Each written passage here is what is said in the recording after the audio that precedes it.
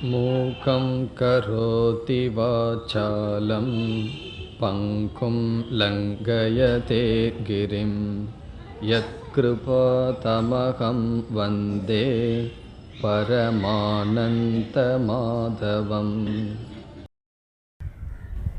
18வது அத்தியாயத்தை சென்ற வகுப்பில் ஆரம்பித்தோம். இந்த அத்தியாயத்தின் அர்ஜுனனுடைய கேள்வியுடன் துவங்கியது. அர்ஜுனன் தியாகம் என்ற சொல்லிற்கும் சந்நியாசம் என்ற சொல்லிற்கும் உள்ள தத்துவத்தை கேட்டான். பகவானை பொறுத்தவரை இரண்டும் ஒன்று என்ற கருத்தில் மற்றவர்களுடைய கருத்தை பகவான் இங்கு கூறினார். அனைத்து செயலையும் துறந்து விடுதலை சந்நியாசம் என்று சிலர் கூறுகிறார்கள். சிலர் ஆசைப்பட்டு செய்யப்படுகின்ற செயலை மட்டும் துறத்தலை சந்நியாசம் என்று கூறுகிறார்கள் என்றெல்லாம் சொல்லி, நாம் செய்கின்ற செயலினுடைய பலனை தியாகம் செய்தல் தியாகம் என்று சொன்னார்.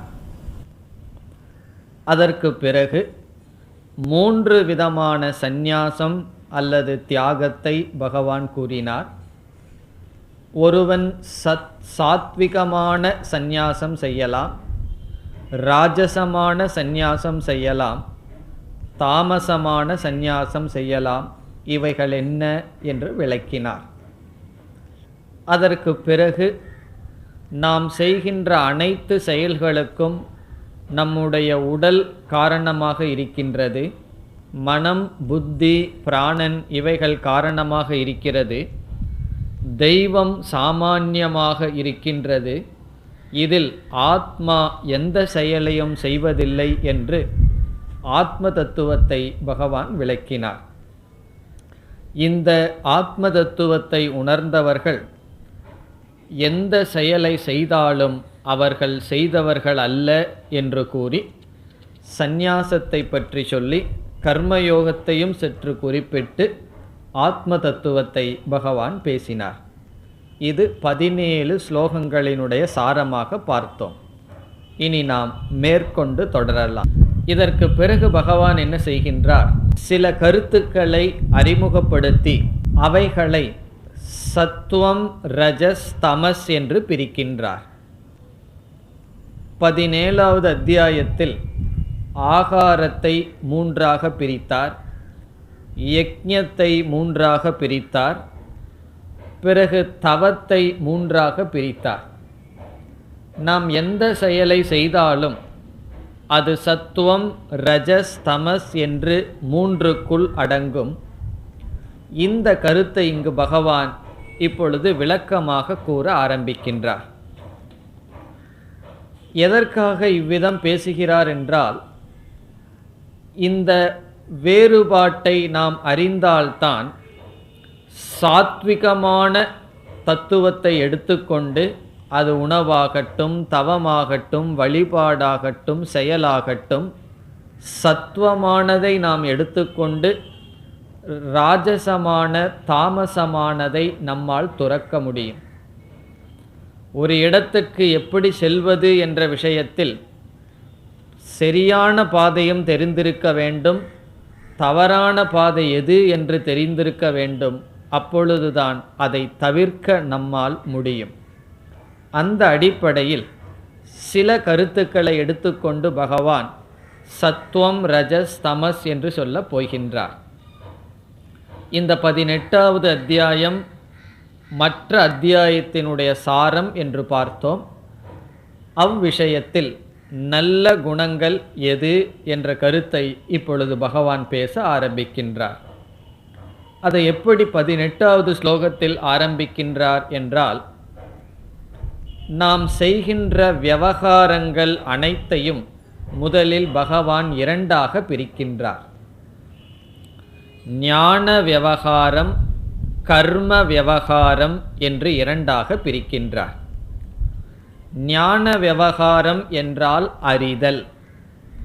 அறிதல் என்பது ஒரு விதமான விவகாரம், ஒரு விதமான செயல். பிறகு கர்ம விவகாரம் என்றால் உடல் வழியாக, வாக் நம்முடைய சொல் வழியாக நாம் மேற்கொள்கின்ற செயல்கள் கர்ம விவகாரம். விவகாரம் என்றால் செயல்கள். ஞான விவகாரம் என்பது என்னவென்றால், நம்முடைய வாழ்க்கையை பார்த்தால் முதலில் அறிவை அடைகின்றோம். ஒரு பொருளை பற்றி நமக்கு அறிவு மனதில் ஏற்படுகிறது. இரண்டாவது ஆசையானது அல்லது வெறுப்பானது அந்த பொருளை பற்றி ஏற்படுகின்றது. மூன்றாவது முயற்சியானது ஏற்படுகிறது. இதை சாஸ்திரத்தில் ஜானாதி இச்சதி யததே என்று சொல்வார்கள். நாம் வெளியே நடந்து செல்கின்றோம். முதலில் சில பொருள்களை பார்க்கின்றோம். புதிதாக ஒரு பொருள் வந்துள்ளது, அந்த அறிவானது நமக்கு வருகின்றது. இரண்டாவது அந்த பொருள் மீது ஆசை வருகின்றது. மூன்றாவது அந்த பொருளை அடைய முயற்சியானது நம்மிடம் தோன்றுகிறது. நம்முடைய முழு வாழ்க்கையே அறிதல், இச்சைப்படுதல், செயல்படுதல் அல்லது முயற்சி செய்தல் என்ற கோட்டில் அமைந்து இருக்கின்றது. இதில் இச்சையை பற்றி இங்கு பகவான் பேசாமல் அறிவை அடைதலும் முயற்சி செய்தலையும் பற்றி இங்கு பேசுகின்றார். கர்ம விவகாரக என்றால் செயல், ஞான விவகாரக என்றால் அறிவு. அதை எப்படி அறிமுகப்படுத்துகின்றார்? நமக்கு ஞானமானது செயல் செய்ய காரணமாக அமைகின்றது. ஒருவருக்கு அதிக விஷயங்கள், அதிக அறிவு உலக சம்பந்தமாக வந்தால் அவருக்கு அதிக ஆசை வரும். அதை தொடர்ந்து அதிக செயல் வரும். எவ்வளவோ பொருள்கள் அடைய இருக்கின்றது என்று தெரிய தெரிய அவைகளை அடைய செயல் செய்வதற்கு அந்த அறிவானது காரணமாக இருக்கிறது. இப்போ சில குழந்தைகளிடம் சில பொருளை காட்டியவுடன் அந்த குழந்தை அதை அடைய வேண்டும் என்று அடம் பிடிக்கும். பெரியவர்கள் என்ன சொல்வார்கள்? குழந்தை கண்ணில் அதை காட்டியிருக்க கூடாது என்று சொல்வார்கள். இதனுடைய பொருள் என்ன? அறிவு வந்தவுடன், எவைகளெல்லாம் இருக்கின்றது என்று தெரிந்தவுடன் அதை தொடர்ந்து நமக்கு ஆசை, அதை தொடர்ந்து செயலானது நம்மிடமிருந்து வரும். இங்கு முதலில் பகவான் என்ன சொல்கின்றார்? ஞானத்தை அடைய எவைகளெல்லாம் தேவை என்றால், முதல் அறிபவன் என்று ஒருவன் இருக்க வேண்டும். இரண்டாவது அறியப்படும் பொருள் ஒன்று இருக்க வேண்டும். மூன்றாவது அறிவை கொடுக்கும் கருவி என்று ஒன்று இருக்க வேண்டும். இந்த மூன்றும், அறிபவன், அறிவை கொடுக்கும் கருவி, பிறகு அறியப்படும் பொருள், இந்த மூன்றும் என்ன சொல்கின்றார்? ஞானத்திற்கு கொடுக்கும் சாமக்ரி. இந்த மூன்று கூட்டங்களும் ஞானத்தை கொடுக்க காரணமாகிறது. அறிபவன் இருந்தால்தானே அறிவு வரும். பிறகு அறியப்படும் பொருள் இருந்தால்தான் அறிவு வரும். அறிய கருவி நமக்கு இருந்தால்தான் அறிவு வரும். இந்த மூன்றும் செயலில் நம்மை தூண்ட காரணமாக இருக்கின்ற ஞானம் என்று சொல்கின்றார். ஞானம் ஞேயம் பரிஜ்ஞாதா த்ரிவிதா கர்மச்சோதனா 18வது ஸ்லோகத்தில் சொல்கிறார். இங்கே பரிஜ்ஞாதா என்றால் அறிபவன், ஞேயம் என்றால் அறியப்படும் பொருள், ஞானம் என்றால் அறிவை கொடுக்கும் கருவி. இவைகள் கர்மச்சோதனா என்றால் இந்த மூன்றும் நமக்கு ஞானத்தை கொடுத்து செயலில் ஈடுபட காரணமாக இருக்கின்றது. அதனால தான் அறிவு வளர வளர நம்மிடமிருந்து ஆசையும் செயலும் வளர்ந்து கொண்டே இருக்கின்றது. குழந்தையிடம் உனக்கு என்ன வேணும்னு சொன்னால் அதுக்கு இந்த உலகத்தை பற்றி அறிவு வரவில்லை. அது எதையெல்லாம் பார்த்ததோ அதைத்தான் கேட்கும். 2 பலூனை பார்த்துருந்ததுன்னா அதுக்கு மேலே ஆசைப்படாது, அடைய விரும்பாது. இந்த உலகத்தில் பொருள்களை அறிய அறிய ஆசையானது அதிகரிக்க, செயலானது அதிகரிக்கின்றது. இப்போ முதல்ல என்ன சொல்கின்றார்? ஞான விவகாரக என்றால் ஞானத்தை அடைதல், அறிபவன், அறியப்படும் பொருள், அறிவை கொடுக்கும் கருவி என்ற மூன்றும் ஞானத்தை அடைய துணையாக இருந்து பிறகு செயலில் தூண்ட காரணமாக இருக்கிறது.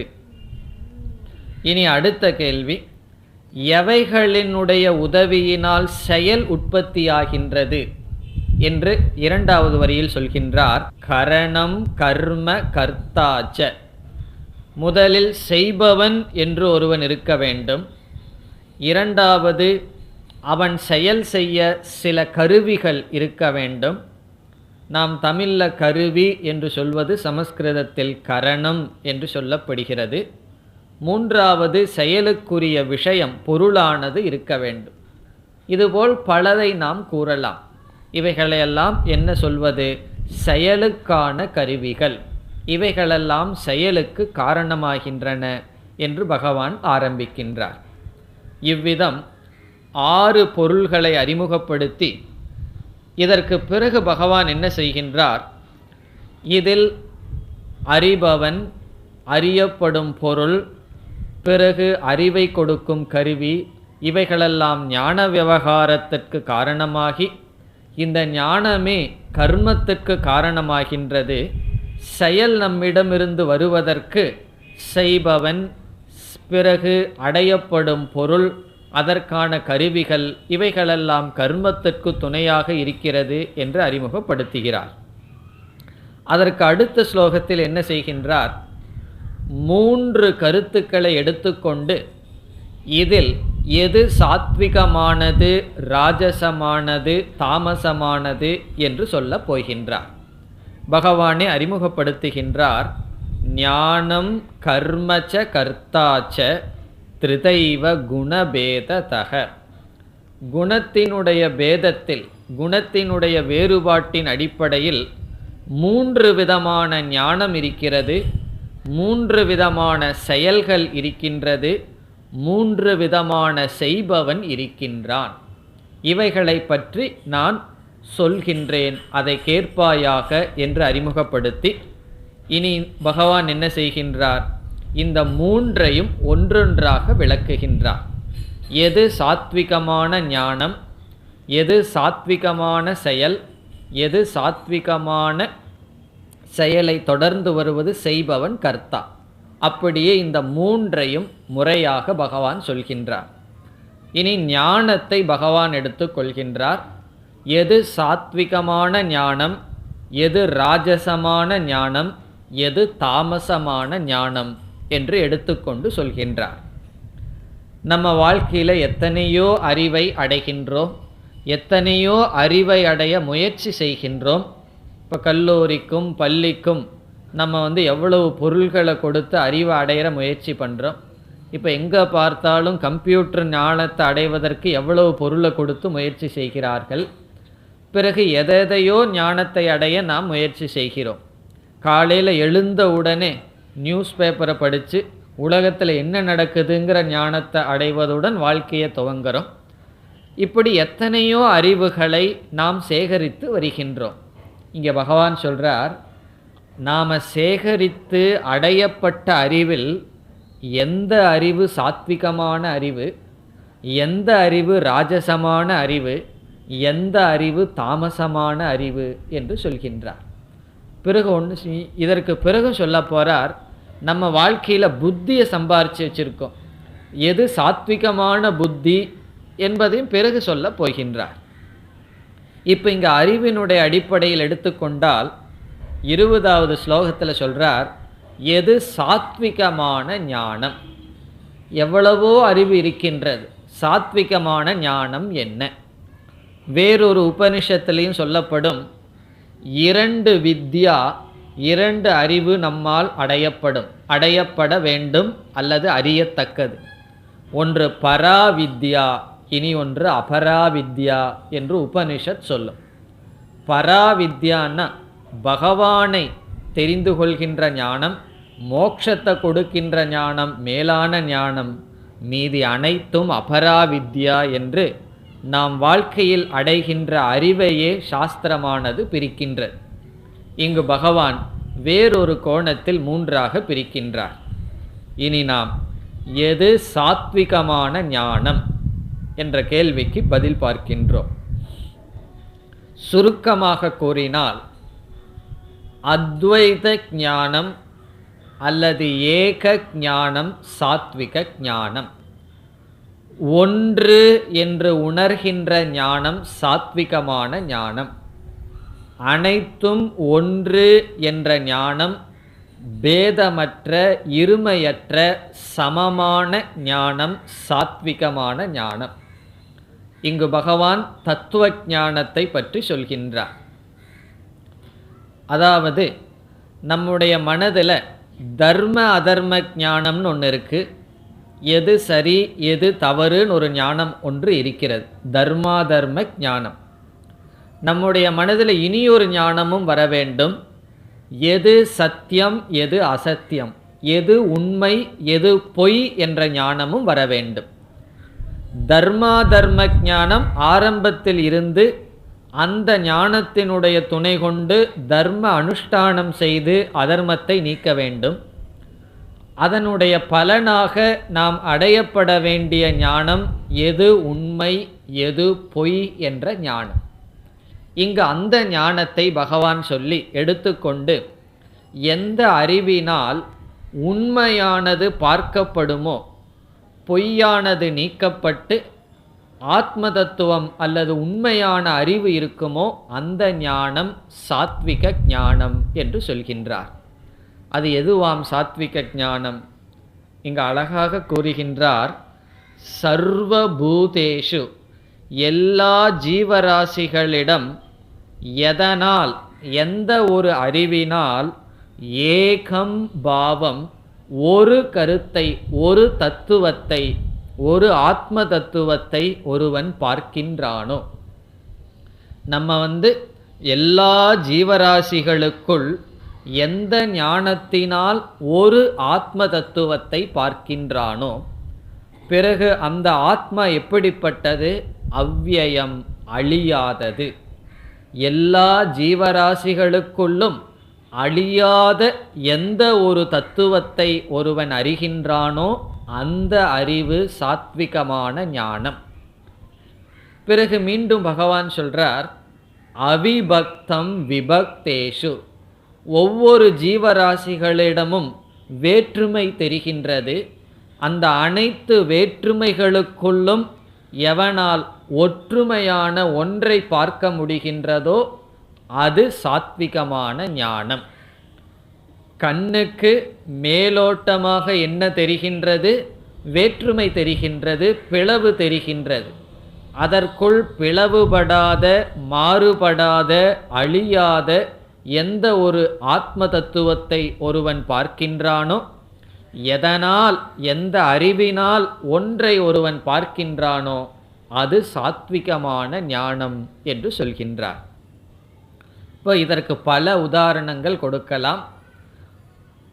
ஒரு களிமண்ணினால், பெரிய களிமண்ணினால் விதவிதமான வர்ணத்தினால் விதவிதமான பானைகள் செய்யப்பட்டிருக்கின்றது. அந்த குழந்தைகள் அதை பார்த்தா எப்படி பார்க்கும்? ஒவ்வொன்றையும் வேறாக பார்க்கின்றது. காரணம் என்ன? ஒவ்வொருனுடைய அமைப்பு, ஒவ்வொரு பானையினுடைய கலர் இவைகளெல்லாம் மாறுபட்டு இருக்கின்றது. ஆனால் இவைகள் அனைத்தும் ஒரு களிமண்ணினால் ஆனது என்ற ஞானம் யாருக்கு இருக்குமோ அவர்கள் எப்படிப்பட்ட ஞானத்தை உடையவர்கள்? பானை விஷயத்தில் சாத்விகமான ஞானத்தை உடையவர்கள். அதே போல இந்த அகில உலகத்தையும் ஜீவராசியையும் பார்க்கும் பொழுது மேலோட்டமாக இருமைகளும் பேதங்களும் தெரிந்து கொண்டு இருக்கின்றது.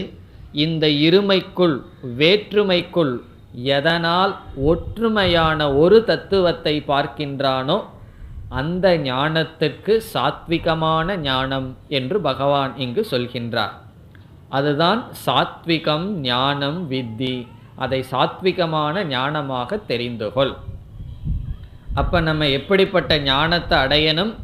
சாத்விகமான ஞானத்தை அடையணும்னு சொன்னா அந்த ஞானமானது பிளவுபட்டு தெரிகின்ற இந்த ஜீவராசிகளுக்குள் அல்லது பிரபஞ்சத்திற்குள் ஒன்று அல்லது ஒன்றுதான் இருக்கின்றது என்ற ஆத்ம ஞானம் சாத்விக ஞானம். இந்த அனாத்மாவை அனாத்மா என்று புரிந்து கொண்டு, பொய்யை பொய் என்று புரிந்து கொண்டு, அனைத்திற்குள்ளும் அழியாத உண்மையாக எந்த ஒரு ஆத்மா இருக்குமோ அந்த ஆத்மாவை பற்றிய ஞானம் சாத்விக ஞானம். இனி எது ராஜசமான ஞானம்? அதை பகவான் கூறுகின்றார். சாத்விக ஞானத்தில் என்ன பார்த்தோம்? அபேத ஞானம், ஏக ஞானம்னு பார்த்தோம். ராஜச ஞானம் என்பது வேறாக பார்க்கின்ற ஞானம் ராஜச ஞானம். சுருக்கமாக கூறினால் பேத ஞானம்.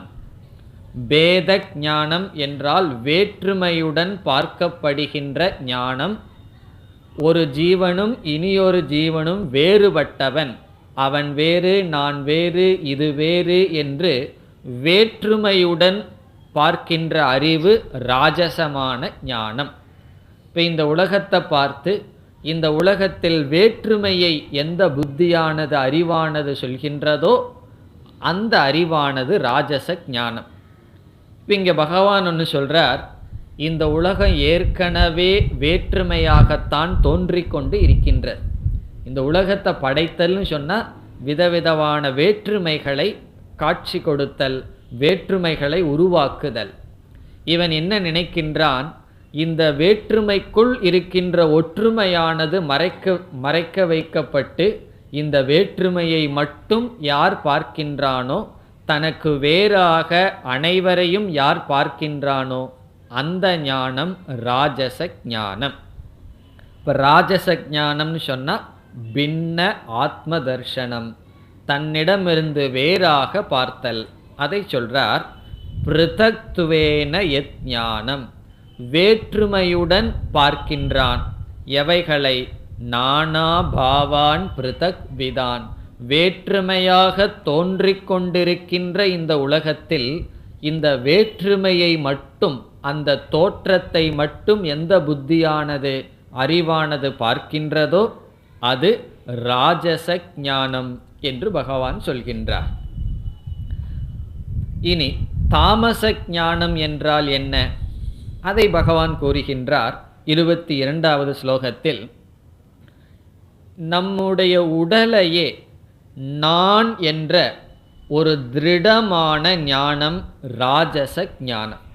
இந்த உடல்தான் நான், அழிகின்ற அனாத்மாவான இந்த ஸ்தூலந்தரீரந்தான் நான் என்று ஒரு ஆக்ரகமான எந்த ஒரு பிடிப்பு அறிவு இருக்கின்றதோ அதை தாமசமான ஞானம் என்று சொல்கின்றார். இப்போ இந்த மூன்றையும் நம்ம சொன்னால் எப்படி பார்க்கலாம்? அபேத ஞானம் சாத்விக ஞானம். பேதமில்லாமல் பார்க்கின்ற அறிவு சாத்விக ஞானம். பேத ஞானம் வேற்றுமையுடன் இந்த உலகத்தை பார்த்தல், அது ராஜச ஞானம். தேகாத்ம ஞானம் தாமச ஞானம். தேகாத்ம ஞானம்னா தேகத்தையே உடலையே ஆத்மாவாக பாவிக்கின்ற ஞானம் தாமச ஞானம். இப்போ இதை இங்கே பகவான் விளக்குகின்றார். தேகத்தை எப்படி பார்க்கிறார்கள், அந்த ஞானத்தினுடைய சொரூபம் என்னன்னு தாமச ஞானத்தை சொல்றார். எத்து கிருத்ஸ்னவத் ஏகஸ்மின் காரியே. காரியம் என்றால் இந்த ஸ்தூல சரீரம். இந்த நம்முடைய ஸ்தூல சரீரத்தில் எப்படிப்பட்ட எண்ணத்துடன்னா, இதுதான் சத்தியம், இந்த உடலுக்கு மேல் வேறு ஒன்றும் இல்லை என்ற பாவனையுடன். கிருத்ஸ்னவத் என்றால் இதுதான் முழுமையானது, இதுதான் முடிவானது என்று உடலுக்கு மேல் ஒன்று இருப்பதை பார்க்காமல் உடலையே முழுமையாக கொண்டு சக்தம், இந்த உடலில் வைத்திருக்கின்ற பற்றும் இந்த உடலையே நான் என்று பார்க்கின்ற புத்தி ஞானம் தாமசம். பிறகு இதுக்கு ஏதாவது காரணம் இருக்கின்றதா? இது தர்க்கத்திற்கும் அறிவுக்கும் உண்மையான ஞானத்திற்கும் ஒத்து வருகின்றதா என்றால் அது இல்லை என்று பகவான் சொல்றார். அகைதுகம் என்றால் இது காரணமற்றது. இப்போ சில சமயங்களில் சில பேர்த்துக்கு கோபம் வரும், சில பேர்த்துக்கு சில காரணத்தோட கோபம் வரும். சில பேர் சும்மா கோபம் வந்தால் நம்ம என்ன சொல்லுவோம், காரணம் இல்லாமல் ஏன் இப்படி கோபிக்கிறீர்கள்னு சொல்லுவோம். இந்த கோபத்துக்குமோ அல்லது ஒரு செயலுக்குமோ ஒரு காரணமாவது இருக்க வேண்டுமே என்று சொல்லுவோம். இப்போ இங்கே பகவான் சொல்கிறார், இந்த உடல் தான் நான் சொல்கிறதுக்கு ஒரு காரணமும் இல்லைன்னு சொல்கிறார். அகைதுக்கும்னா நீ ஒரு காரணத்தையும் சொல்ல முடியாது, அது மோக வசப்பட்டு செய்கின்ற ஒரு அறிவு அல்லது பற்று என்று சொல்லி, பிறகு அதத்வார்த்தம் என்று சொல்கிறார். அதத்வார்த்தம்னா இது முழுமையான பொய், இது உண்மையல்ல, அழியப் போகின்ற உடல் நீ அல்ல, இந்த உடல் உனக்கு கொடுக்கப்பட்டுள்ள ஒரு கருவிதான், அதை போய் நீ என்று நினைத்திருக்கின்றாய். ஆகவே இது தத்துவத்திற்கும் உண்மைக்கும் புறம்பானது, உண்மைக்கு வேறுபட்டது. பிறகு என்ன சொல்றார், அல்பம்னு சொல்றார். இதனால் உனக்கு கிடைப்பது மிக அல்பமான பலன், அல்பமான பலன் உனக்கு இதனால் கிடைக்கும். இது தாமசம் என்று சொல்லப்படுகின்றது. இப்போ அறிவுக்கு அப்பாற்பட்ட, பிறகு அல்பமான பலனை கொடுக்க, உண்மைக்கும் வேறுபட்ட இந்த உடலை நான் என்று நினைத்திருக்கின்ற உணர்வு அல்லது அறிவானது தாமசமான ஞானம் என்று பகவான் சொல்கின்றார். இனி இந்த 3 ஞானத்தையும் சேர்ந்து பார்த்தால், எந்த ஒரு அறிவினால் ஒரு தத்துவம், அத்வைதம் என்ற தத்துவம் தெரிகின்றதோ அந்த அறிவு சாத்விகமான ஞானம்.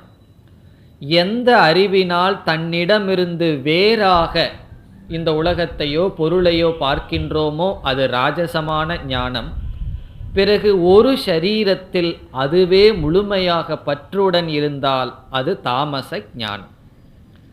இதை வேறு ஒரு நோக்கில் சிந்தித்தாலும், ஈஸ்வரனையும் நம்மையும் ஒன்றாக பார்த்தால் அது சாத்விகமான ஞானம்.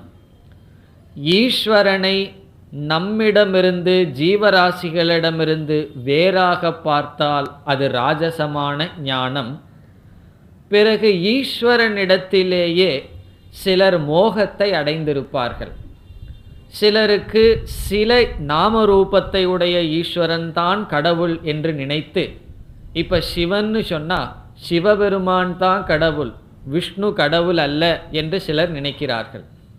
சிலர் நான் விஷ்ணுவைத்தான் வழிபடுவேன், அதுலேயும் கிருஷ்ண பகவானைத்தான் எனக்கு பிடிக்கும், அவர்தான் கடவுள், மற்றவர்கள் கடவுள் அல்ல, ராமர் கடவுள் அல்லன்னு சில பேர் இல்லை விஷ்ணு தான் கடவுள், சிவன் கடவுள் அல்லன்னு. அப்படியே ஒவ்வொரு மதவாதிகளும் அவரவர்கள் பேசுவது சொல்வதுதான் கடவுள், மற்றது கடவுள் அல்லன்னு சொல்லி, கடவுளிடம் இருக்கின்ற சாஸ்திரம் கொடுக்கப்பட்டுள்ள ஒரு நாமரூபத்திலேயே இதுதான் கடவுள்னு நினைச்சாலும் கூட அது தாமசமான ஞானம். இப்போ இறைவனிடத்திலேயே, இப்போ நான் எந்த பகவானை வழிபடுறனோ அவரையே தான் மற்றவர்களும் விதவிதமான சொற்களினால் வழிபடுகிறார்கள். நான் வழிபடுகின்ற சிவனைத்தான் விஷ்ணுங்கிற சொல்லில் சில குணங்களில் மற்றவர்களும் அல்லது மற்ற மதத்தை சார்ந்தவர்களும், இதில் எந்த பேதமும் கிடையாது, அவரவர்கள் சொல் வேறு, ஆனால் வழிபடுகின்ற தத்துவம் ஒன்றுதான் என்று புரிந்து கொண்டால் சரியான அறிவு. அது இல்லாமல் அவர்கள் எடுத்துக்கொண்ட அந்த நாமரூபம்தான் கடவுள் என்று நினைத்தால் அதுவும் தாமசமான ஞானம். ஆகவே வேறு கோணத்தில் எப்படி பொருள் பார்க்கின்றோம், நம்முடைய ஆத்ம தத்துவத்தையும் ஈஸ்வரனுடைய சொரூபமும் ஒன்று என்று பார்த்தால் அது சாத்விகமான ஞானம். ஆஞ்சநேயர் சொல்லுவார், எனக்கு ஆத்மா என்ற உணர்வு இருக்கும் பொழுது நானும் ராமனும் ஒன்றுதான். நான் ஜீவன் என்று நினைத்தால் ராமன் நான் அங்கத்துடன் இருக்கின்றோம், அவர் ஒரு பரமாத்மா, நான் அவருக்கு ஒரு அங்கமாக இருக்கின்றேன். நான் ஷரீரம் என்ற போதம் எனக்கு வந்தால் ராமன் எனக்கு தலைவன், நான் அவனுக்கு அடிமை என்று சொல்லுவார். இப்போ அவருக்கு இந்த அறிவும் இருந்தது. நான் தாசனாக இருக்கின்றேன், என்னை உடலாக நினைத்தால், என்னை ஜீவாத்மாவாக நினைத்தால் நான் ராமனிடம் ஒரு அங்கமாக இருக்கின்றேன், என்னை ஆத்மாவாக நினைத்தால் நானே ராமன் என்று சொல்வதாக சொல்வார்கள். இவ்விதம் நான் ஈஸ்வரன் இரண்டும் ஒன்று என்ற அத்வைத ஞானம் சாத்விக ஞானம். இந்த உலகத்தில் உள்ள ஜீவராசிகள் நான், ஈஸ்வரன் இவைகளெல்லாம் வேறு என்ற இருமையை பற்றிய ஞானம் ராஜசம். அதிலும் ஒரு குறிப்பிட்ட நாமரூபத்தில் உடலில் பற்றை வைத்து மற்ற பொருள்களில் மற்ற நாமரூபத்தில் ஒரு வெறுப்பை உருவாக்குகின்ற ஞானம் தாமசமான ஞானம் என்று பகவான் முதலில் ஞானத்தை மூன்றாக கூறினார். இனி அடுத்ததாக 3 விதமான கர்மத்திற்கு வருகின்றோம். 3 விதமான ஞானம் பார்த்தோம், 3 விதமான செயல்கள் கர்ம. இதில் என்ன சொல்கின்றார் பகவான்? கர்ம யோகம் சாத்விகமான கர்மம் என்று சொல்கின்றார். எப்படி ஞானத்துக்கு 3 சொன்னாரோ, இப்பொழுது கர்மத்தை 3 விதமான செயல்கள், நம்ம செய்து வருகின்ற செயல்களை 3ஆ பிரிக்கிறார். காலையில் எழுந்திருப்பதிலிருந்து வரைக்கும், அல்லது தூங்குறதும் கூட ஒரு கர்மம் தானே. 24 மணி நேரம் செயல் என்ன, அதை சொல்றார். நியதம் சங்கரஹிதம் அராகத்வேஷதக கிருதம். இங்கு சொல்கின்ற லட்சணம் அப்படியே கர்ம யோகத்திற்கு பொருந்துகிறது. இப்போ கர்ம யோகம்னு நம்ம என்ன படித்தோமோ அதையே பகவான் சொல்லி அது சாத்விகமான செயல் என்று பகவான் சொல்கிறார். எவைகள் என்னன்னு சொன்னால், நியதம் கர்ம. நியதம் என்றால் எதை செய்ய வேண்டுமோ அதை செய்தல். நாம் எதை செய்கிறோமோ அது செய்ய வேண்டியதாக இருந்து அதை செய்தால் அது சாத்விகமான செயல். அது என்ன என்றால், அது அவரவர்களுடைய ஆசிரமத்தை பொறுத்தது. ஒரு மாணவன் என்ன செய்யணுமோ அதை செய்வது, இல்லறத்தில் இருப்பவர்கள் எதை செய்யணுமோ அதை செய்வது, வானப்பிரஸ்த ஆசிரமம் ரிட்டையர்டாக இருப்பவர்கள் எதை செய்கிறதோ அதை செய்வது, சந்நியாச ஆசிரமத்தில் இருப்பவர்கள் எதை செய்ய வேண்டுமோ அதை செய்தல். பிறகு பொதுவாக பகவான் ஒரு கருத்தை சொன்னார். யக்ஞதான தப கர்ம ந தியாஜ்யம்னு சொன்னார். சென்ற வகுப்பில் பார்த்தோம், யக்ஞம் தானம் தபம் என்ற கர்மத்தை செய்ய வேண்டும்னு சொன்னார். இப்போ இறை வழிபாடு, நம்மிடம் இருப்பதை பகிர்ந்து கொள்ளுதல், பிறகு புலன்களுக்கு அடிமையாகாமல் இருத்தல், இவைகளெல்லாம் சாத்விகமான கர்மங்கள். நம்ம ஒரு யக்ஞம் பண்ணுறோம், தானம் பண்ணுறோம், தபம் செய்கின்றோம், இவைகளெல்லாம் சாத்விகமான கர்மங்கள். இவைகளையும் பகவான் பிரிக்கிறார். தானத்தையும் 3ஆ பிரித்தார்.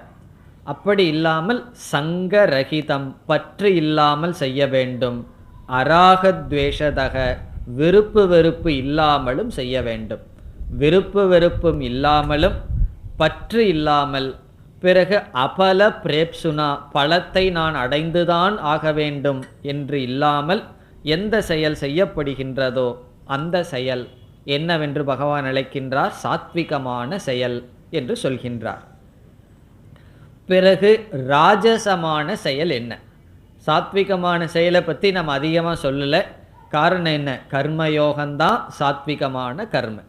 கர்மயோகத்தை பற்றி நாம் அதிகம் படித்திருக்கின்றோம்.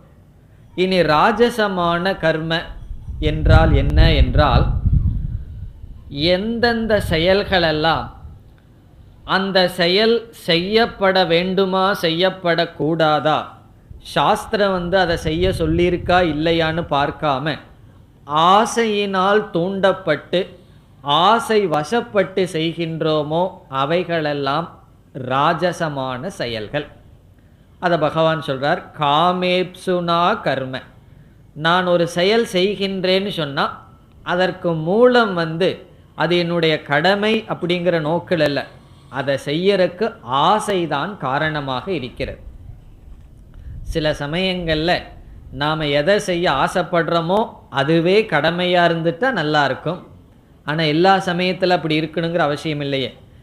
எதையெல்லாம் செய்ய ஆசைப்படுறோமோ அதெல்லாம் நமக்கு கடமையாக இருக்கணுங்கிற அவசியம் இல்லையே. அதனால தான் ஆயுர்வேதத்தில் போனோம்னு சொன்னால் நெய் சாப்பிடணும்னு எல்லாத்துக்கும் ஆசை. அந்த டாக்டர் என்ன சொல்லிட்டார்? நெய் நல்லா சாப்பிடுங்கன்னு சொல்லிட்டார். எப்படி இருக்குன்னா, நான் என்ன செய்யணுமோ என்ன செய்ய விரும்புகிறனோ பிறகு என்ன செய்ய சொன்னார்களோ அது ஒன்றா இருக்குது. ஆனால் அலோபதிக்கிட்ட போன என்ன சொல்லுவார்கள்? நெய் சாப்பிடாத அப்படின்னு சொல்லுவார்கள். பிறகு என்னன்னா, நான் என்ன செய்ய விரும்புகிறனோ என்ன செய்ய என்ன செய்ய சொல்கிறார்களோ வேறுபாடு இருந்தால் நம்ம என்ன செஞ்சிடறோம், நாம் ஆசை வசப்பட்டு செய்துவிட்டால் அது ராஜசமான கர்ம. பிறகு இனியொரு லட்சணம் பகவான் சொல்றார், சாகங்காரேன அகங்காரத்துடன் செய்யப்பட்டால் அது ராஜசமான கர்ம. அது தானமாகட்டும், யஜ்ஞமாகட்டும், தபஸாகட்டும். இப்போ ராட்சசர்களெல்லாம், ராவணன் முதலியவர்களெல்லாம் கூட தபம் செய்தார்கள். அவர்கள் செய்கிற தபஸில் நம்ம கொஞ்சம் கூட பண்ணியிருக்க மாட்டோம். அவர்களெல்லாம் எப்படிப்பட்ட தவம் செய்தார்கள்? சாத்விகமான தவம் செய்யவில்லை, ராஜசமான தாமசமான தபம் செய்தார்கள். காரணம் என்ன? அகங்காரத்துடன் செய்தார்கள், பலத்தில் ஆசையை வைத்து செய்தார்கள். பிறகு இனி ஒன்று சொல்றார் பகவான், 3 முக்கியமாக சொல்றார். அகங்காரத்துடன், அகங்காரத்தில் தூண்டப்பட்டு செய்யப்படுகின்ற செயல் ராஜசம். பிறகு ஆசையினால் தூண்டப்பட்டு செய்யப்படுவது ராஜசம். பிறகு அதிகமாக செயல் செய்வதும் ராஜசம்னு சொல்றார். காலையிலிருந்து சாயந்தரத்து வரைக்கும் ஆஃபீஸில் வேலை, அதுக்கப்புறம் பணம் சம்பாதிக்கிறதுக்கு வேறு ஏதாவது சைடு பிஸ்னஸ் பண்ணால் பணம் கிடைக்கும்னு மறுபடியும் வேலை, தூங்கிறதுக்கு தான் வீட்டுக்கு வர்றது. எதுக்கு அந்த பணத்தை சம்பாரித்து என்ன பிரயோஜனம்னா, எல்லா நேரத்துலையும் வெளியே கஷ்டப்பட்டு பணத்தை சம்பாரித்து கடைசியில் வீடு எதுக்குன்னா தூங்குறதுக்கு தான் வீடு. ஒழுங்காக சாப்பிட்றதும் கிடையாது, என்ன சம்பாதிக்கணுமே, சாப்பிட்றதும் கூட ஒழுங்காக இல்லாமல் இப்படியே அதிகமாக நம்ம செயலில் படுத்திட்டோம்னா அதுவும் ராஜசம்னு சொல்கிறார். அது பூஜையே ஆகட்டும், பூஜை பண்ணுறதுக்கு ஒரு நியமம் இருக்குது. அதுவே ஒரு 8 மணி நேரம் டெய்லி பூஜை பண்ணிகிட்டு இருந்தால் பகவான் சொல்கிறார், எந்த செயலும் அதிகமாக செய்தால் அது ராஜசம்னு சொல்கிறார். ஏன்னா செயல் ஒரு அளவாகத்தான் உடம்புக்கு இருக்கணும். ரொம்ப உடம்பிலிருந்து செயல் வந்தால் இந்த உடம்பு தாங்காது. அதனால தான் மற்றவர்களுக்கு நம்ம அதிக செயலை கொடுக்கக்கூடாது. இப்போ ஒருவர் நம்ம வீட்டில் இருக்கிறார்கள் அல்லது நம்ம சார்ந்து இருக்கிறார்கள், நமக்கு கீழே அவர்கள் இருக்கலாம், நம்மை சார்ந்து அவர்கள் இருக்கலாம்.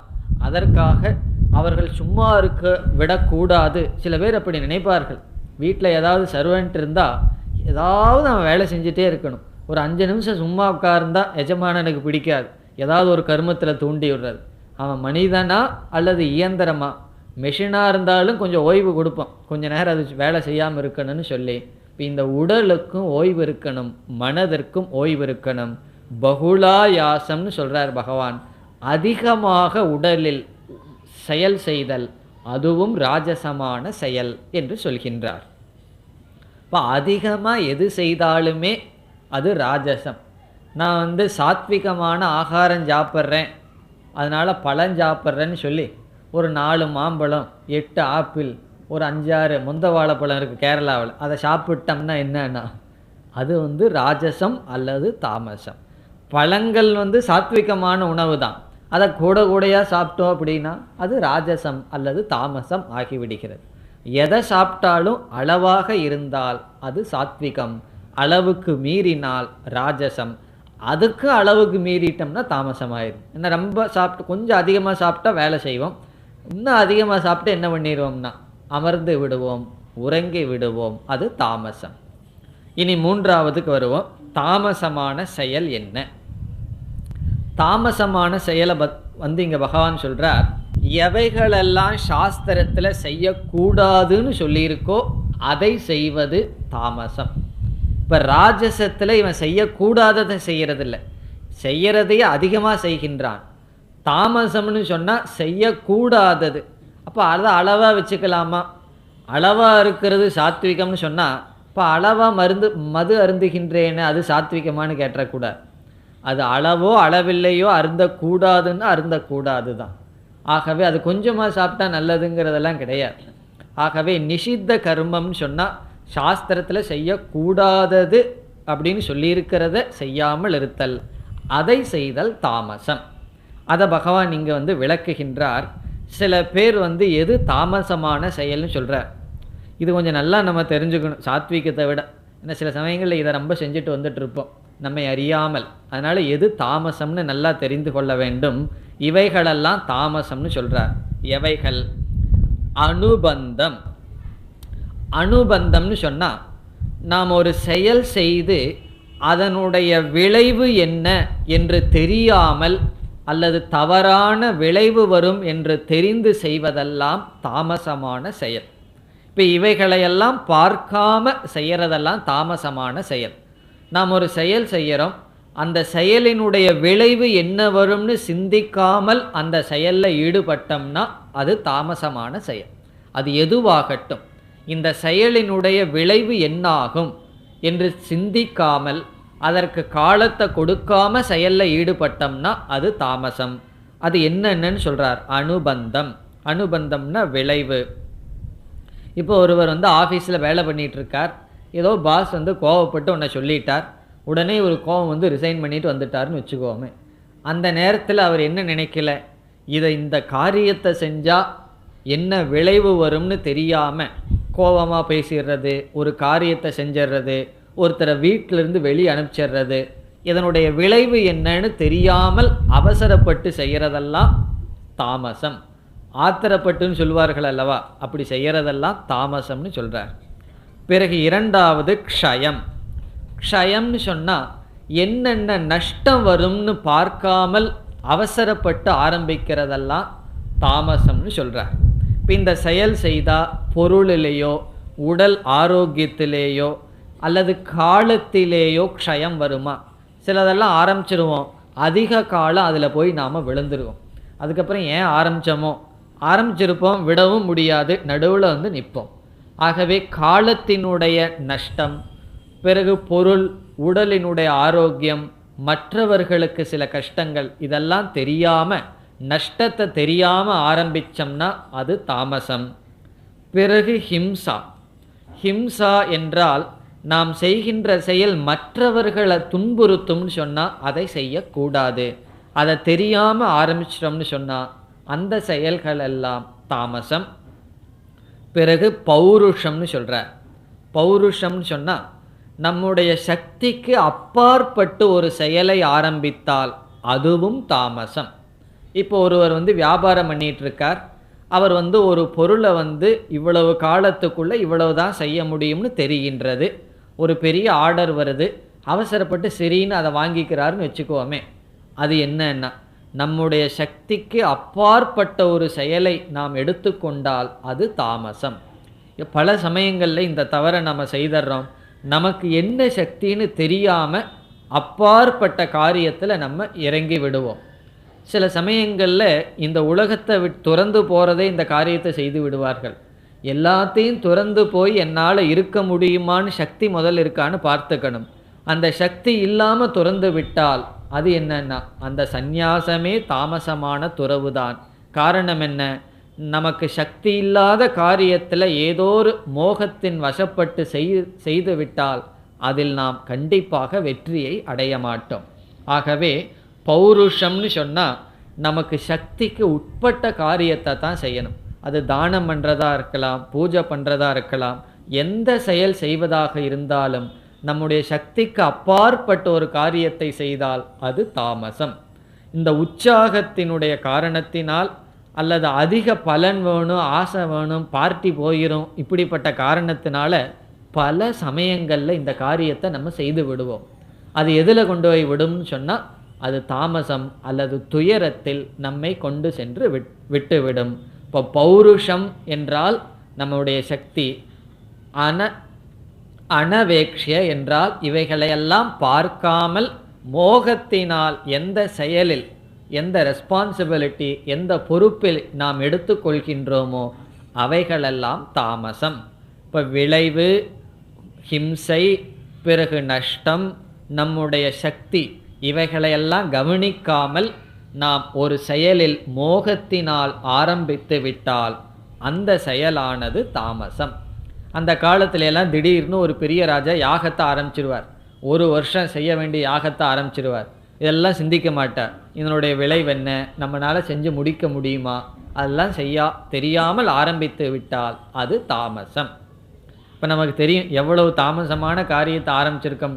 இதில் எல்லாம் நம்ம மாட்டிகிட்டு இருக்கிறோமோ அதெல்லாம் தாமசத்தில் இருக்கிறோம், தாமசத்தில் ஆரம்பித்துள்ளோம் என்று பொருள். இனி அடுத்ததாக பகவான் வருகின்றார், கர்த்தா, செய்பவன். இப்போ 3 விதமான ஞானத்தை சொன்னார், 3 விதமான கர்மத்தை சொன்னார். சாத்விக கர்ம, ராஜசம் கர்ம, தாமசம் கர்ம. அதையும் சுருக்கமாக புரிந்து கொள்ளணும்னா, கர்ம யோகம்ங்கிறது சாத்விகமான கர்மம். காமிய கர்மத்தை செய்யறது அகங்காரத்துடனும் ஆசையினுடையும் தூண்டப்பட்டு செய்வது ராஜசம் கர்ம. பிறகு நிஷித்த கர்ம, மோகத்தினால் சில விளைவுகளையும் நம்முடைய சக்தியையும் பார்க்காமல் செய்யப்படுகின்ற கர்மமானது தாமசம். இனி அடுத்ததாக கர்த்தா யார் அப்படின்னு சொல்லி பகவான் சொல்றார். செய்பவனை பற்றி சொல்கிறார். இதை உண்மையிலேயே பகவான் சொல்ல வேண்டிய அவசியம் இல்லை, நம்மளே புரிஞ்சுக்கலாம். சாத்விகமான கர்மத்தை செய்பவன் சாத்விகமான கர்த்தா, ராஜசமான கர்மத்தை செய்பவன் ராஜசமான கர்த்தா, தாமசமான கர்மத்தில் ஈடுபடுபவன் தாமசமான கர்த்தா. அதை நம்ம புரிஞ்சுக்கலாம். இருந்தாலும் பகவான் நம்ம விளக்கும் பொருட்டு யார் சாத்விகமான கர்த்தா, யார் ராஜசமான கர்த்தா, கர்த்தான செயல் செய்பவன், பிறகு யார் தாமசமான கர்த்தான்னு சொல்றார். இப்பொழுது கர்த்தாவுக்கு போனால், முக்த சங்கக. சங்கக, சங்கம் என்றால் பற்று, முக்த சங்கக என்றால் பற்று இல்லாத கர்த்தா, செய்பவன். இங்கே செய்பவனை பற்றி பகவான் பேசுகிறார். இதுவரைக்கும் செயலை பற்றி பேசினார், இனி செய்பவனை பற்றி பேசுகிறார். பற்று இல்லாதவன் முதல். இது அனகம்வாதி, நான் நான் என்று சொல்லாதவன். நான் தான், என்னால் தான் இது நடந்தது, நான் தான் இது செஞ்சேன், நான் தான் இதை நடத்தி வைப்பேன், இப்படியெல்லாம் சொல்லாதவன். அகங்காரத்துடன் இல்லாதவன். அவன் சொல்லவும் மாட்டான், மனதுக்குள்ளேயும் நினைக்கவும் மாட்டான். சில பேர் சொல்ல மாட்டார்கள், அவர்களுடைய தோரணையிலேயே கண்டுபிடிச்சிடலாம், வர்ற நடையிலேயே கண்டுபிடிச்சிடலாம், நான் தான், என்னால் தான் இதெல்லாம் நடக்குதுன்னு சொல்லி.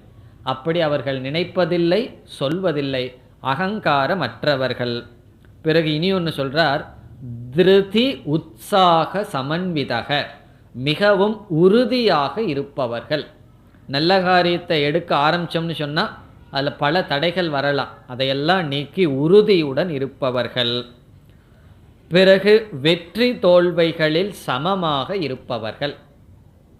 இப்போ பற்று இல்லாமல் இருப்பவர்கள், அகங்காரத்துடன் இல்லாமல் இருப்பவர்கள், உற்சாகத்துடன் மகிழ்ச்சியுடனும் உறுதியுடனும் செயல்படுபவர்கள். ஏன்னா சில பேர் செயல்படுறதை பார்த்தா ஏனோ தானோன்னு தலையில் அடிச்சுட்டு செயல்படுவார்கள். அப்படி இல்லாமல் உறுதியுடனும் சந்தோஷத்துடனும் செயல்படுவார்கள். பிறகு வெற்றி தோல்விகளில் அவர்களுடைய மனம் விகாரமற்றதாக இருக்கும். காரணம், இறைவனுடைய பிரசாதமாக எடுத்து கொள்வார்கள். இப்படிப்பட்டவர்கள், இப்படி செயலில் ஈடுபடுபவர்களை பகவான் சாத்விகமான கர்த்தா என்று சொல்கின்றார். ஞானம் வந்ததற்கு பிறகு அவன் கர்த்தாவாகவே இருக்க மாட்டான். நான் அகர்த்தா ஆத்மானு புரிந்து கொள்வான். ஞானத்துக்கு முன்னாடி அவன் கர்மயோகத்தில் இருக்கும்போது சாத்விகமான கர்த்தாவாக இருக்கின்றான்.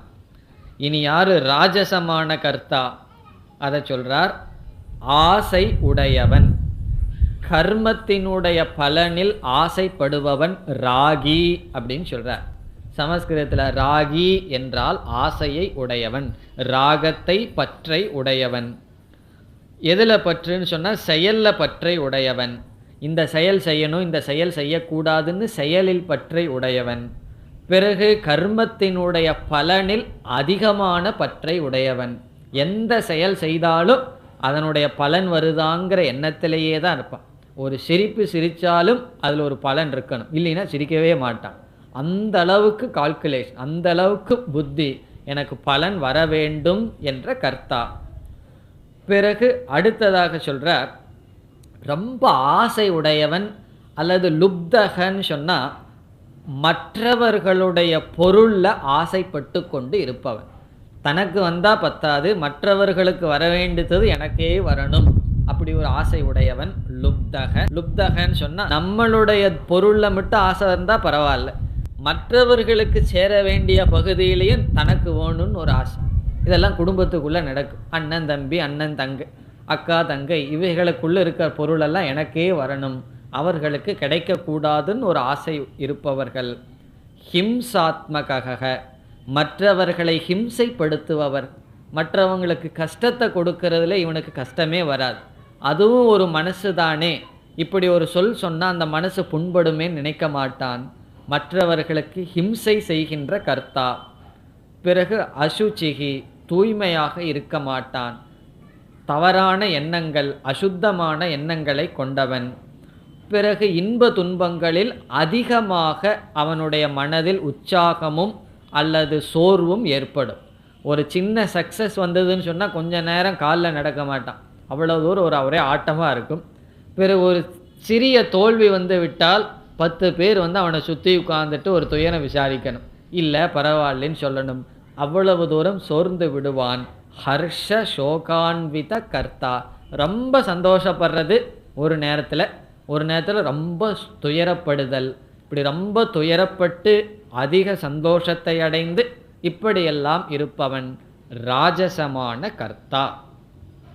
இனி யார் தாமசமான கர்த்தா, அதையும் சொல்கிறார் பகவான். தாமசமான கர்த்தா யாருன்னு சொன்னால், அவனுடைய சொல், அவனுடைய சிந்தனை, அவனுடைய செயல் மூணு கோணத்தில் இருக்கும்னு சொல்கிறார். அயுக்தக அப்படின்னா அவன் வந்து ஒன்றை நினைப்பான், சொல்லும்போது வேறையா ஒன்று இருக்கும், செயல்படும்போது அதை விட வேறையா மாறிடும். இப்படி ஒரு நேர்கோட்டில் இல்லாதவன். பிறகு பண்பாடு இல்லாதவன். பிராகிருத்தகன்னு சொன்ன ஒரு பண்பாடு இல்லாதவன். அவனுடைய செயல், அவனுடைய நடவடிக்கை, அவனுடைய பேச்சு எதுலேயுமே ஒரு பண்பாடு இருக்காது. பிறகு யாரையும் மதிக்காதவன், வணங்காதவன். ஸ்தப்தகன்னு சொல்கிறார். ஸ்தப்தகன்னா ரொம்ப அரகண்டாக இருப்பான், மதிக்க தெரியாது, பணிவு யாரிடமும் இருக்காது. பிறகு வஞ்சகனாக இருப்பான், மற்றவர்களை ஏமாற்றணுங்கிற வஞ்சனை தனக்குள் இருக்கும். பிறகு நைஷ்கிருத்திகன்னு சொன்னால் மற்றவர்களுடைய வாழ்க்கையையே கெடுக்க அவனுக்கு எண்ணம், சிந்தனை இருக்கும். பிறகு அலசக, சோம்பலாக அவன் இருப்பான். எப்பொழுதும் அவனுடைய மனதில் ஒரு நிறைவின்மையே இருக்கும். இதெல்லாம் நிறைவின்மையினுடைய வெளிப்பாடு. அவனுக்கு எதை கொடுத்தாலும், தனக்கு வேணுங்கிறது கிடைச்சாலும் கூட அதில் ஒரு நிறைவை அவன் அடைய மாட்டான். எப்பொழுதுமே இல்லை இல்லை போதாது என்ற புத்தியிலேயே இருப்பான். இதெல்லாம் என்னன்னா இப்படி ஒரு மன அதிருப்தியினுடைய விளைவு தான் இவ்விதம் அவன் வாழ்ந்து வருவது. பிறகு தீர்க்க சூத்ரி அப்படின்னு சொல்கிறார். குறிப்பிட்ட காலத்தில் செயலை முடிக்காதவன். இப்போ செஞ்சறேன்னு சொல்லிட்டு செய்யாதவன். இப்போ தீர்க்க சூத்திரினா இழுத்தடிப்பவன் சொல்லுவார்கள். அவர்கிட்ட ஒரு காரியத்துக்கு போனால் 10 நாள் வர வச்சு இழுத்தடிப்பார்னு சொல்கிறாரே, அவன் யாருன்னு சொன்னால் தாமசம். இப்போ எல்லாம் வியாபாரம் பண்ணுறதுல என்ன செய்வார்கள், ஒரு நேரத்தில் ஒன்று சொன்னால் இதை நான் உங்களுக்கு முடிச்சு கொடுக்குறேன்னு சொன்னால் செய்கிறார்களா? நமக்கு தெரியும் 10 முறை அங்கே நடக்கணும்னு தயாராக போவோம். அவருக்கும் தெரியும் 10 முறை அவர் சலிக்காமல் வருவார், அதுக்கப்புறம் கொடுத்தா போதும்னு சொல்லி. இப்படி எல்லோருமே ஒரு தன்னுடைய வார்த்தையே தானே மதிக்கிறதில்லை. அப்படி மிக மிக அலசகன சோம்பலுடனும் ஒரு காரியத்தை குறிப்பிட்ட காலத்தில் முடிக்காதவர்கள். குறிப்பிட்ட காலத்தில் கிளாஸுக்கு வரலினாலும் கூட இதுதான். சில பேர் அப்படியே லேட்டாகவே வந்து பழகி விட்டார்கள். இப்படி குறிப்பிட்ட காலத்தில் கிளாஸுக்கு வரலினாலும் ஞாபகம் வச்சுக்கோங்க, பகவான் சொல்கிறார், நான் யாரையும் சொல்லலை, பகவான் சொல்கிறார் தாமசம். எதுலேயுமே சரியான காலம் இருக்க வேண்டும். அதுவும் ஒரு விதமான டிசிப்ளின். நம்ம எந்த ஒரு செயல் எடுத்தாலும் குறிப்பிட்ட காலத்தில் ஆரம்பித்து குறிப்பிட்ட காலத்தில் முடிக்கணும். அந்த பங்க்சுவாலிட்டி அது இல்லாதவன், அதைத்தான் தீர்க்க சூத்ரி அப்படின்னு சொல்லி பகவான் சொல்கிறார். இப்படி எதுலேயுமே ஒரு பிடிப்பு இல்லாமல், எதுலேயுமே ஒரு ஒழுக்கம் இல்லாமல், ஏனோதானோன்னு சொல்லுவோமே, அப்படி இருக்கின்றவர்களெல்லாம் தாமசமான கர்த்தான்னு சொல்கிறார். அதனால் அடுத்த கிளாஸுக்கெல்லாம் நீங்கள் கரெக்டாக வருவீங்கன்னு அர்த்தம். என்ன தாமசமான கர்த்தா ஆகக்கூடாது, இது பகவானுடைய கருத்து. இப்போ பகவான் என்ன ஆரம்பித்தார், 3 ஆரம்பித்தார். ஞானம், கர்ம, கர்த்தா. ஞானம், சாத்விக ஞானம், அத்வைத ஞானம், ராஜச ஞானம், பேத ஞானம், சரீரத்தையே நான் நினைக்கின்ற ஞானம் தாமச ஞானம். கர்ம யோகம்ங்கிறது சாத்விகமான செயல். பிறகு ஆசை வசப்பட்டு செய்வது ராஜசம். பிறகு நம்முடைய தகுதி அல்லது விளைவு இவைகளையெல்லாம் பார்க்காமல் அவசரப்பட்டு செய்வது தாமசமான செயல். 3 விதமான கர்த்தாவையும் பகவான் சொன்னார். இதற்கு பிறகு என்ன செய்கின்றார்? மீண்டும் 2ஐ அறிமுகப்படுத்துகின்றார். இனியும் 3 சொல்ல போறார். ராஜசம், சாத்விகம், ராஜசம், தாமசம்னு சொல்ல போறார். அதில் புத்தி ஒன்றை எடுத்துக்கொள்ள போறார். இங்கே பொதுவாகவே அறிவை எடுத்துக்கொண்டு ஒரு குறிப்பிட்ட ஞானத்தை எடுத்துக்காம புத்தின்னு ஒன்றை எடுத்துட்டு எது சாத்விகமான புத்தி, ராஜசமான புத்தி, தாமசமான புத்தின்னு சொல்ல போறார். அடுத்தது உறுதியை எடுத்துக்க போறார். திருத்தின்னு சொன்னால் உறுதி. எது சாத்விகமான உறுதி, ராஜசமான உறுதி, தாமசமான உறுதி. ஏன்னா சில பேர் தப்பு செய்கிறதுலையும் ரொம்ப உறுதியாக இருப்பார்கள். சில பேர் அடம் பிடிக்கிறதையும் உறுதின்னு சொல்கிறோம். அதை பகவான் சொல்ல போகிறார். பிறகு சுகத்தை 3ஆக பிரிக்க போகிறார். எது சாத்விகமான சுகம், எது ராஜசமான சுகம், எது தாமசமான சுகம். இப்போ இனிமேல் வர இருப்பது புத்தி, உறுதி. புத்தினா அறிவு. நம்முடைய புத்தி 3ஆக பிரிக்க போகிறார். நம்முடைய உறுதியை 3ஆக பிரிக்க போகிறார். நாம் அனுபவிக்கின்ற இன்பங்களை, சுகத்தை 3ஆக பிரிக்க போகிறார். அதை அடுத்த வகுப்பில் பார்க்கலாம். ஓம் பூர்ணமத பூர்ணமிதம் பூர்ணாத் பூர்ணமுதச்யதே பூர்ணஸ்ய பூர்ணமாதாய பூர்ணமேவாவசிஷ்யதே. ஓம் சாந்தி சாந்தி சாந்தி.